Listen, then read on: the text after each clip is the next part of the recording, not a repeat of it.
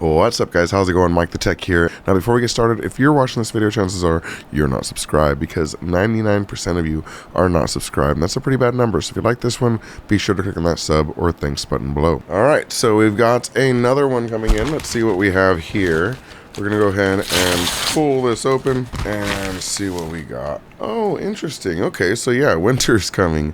We got a space heater. This is the K40 space heater, 125 volts, 500 watts. So great, that's actually good to hear. So a lot of space heaters use 750 to 1500 watts, and that tends to blow out my transformer, or you know, the switches, I mean, all the time. So having a smaller heater, because I have a small room, at 500 watts is actually pretty useful.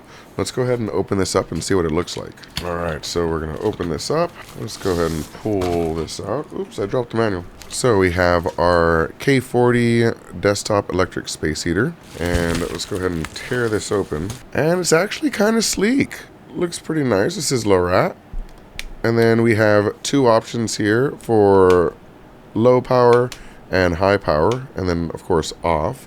And then on the bottom, you'll notice that it has a fall switch. So when it's on the desk, it will heat, and then if it falls over and that kill switch turns off, then the heater turns off. That's a great feature to have in such a small device.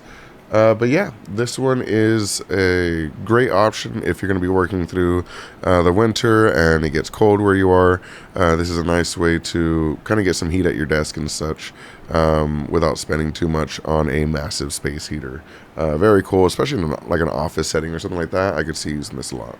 But yeah, that's it for this one. Thank you so much to all the sponsors, and thank you so much for watching. We'll have some more in-depth videos, unboxings on this channel, and reviews on the new Tech Savvy Reviews channel. So I'll see you there.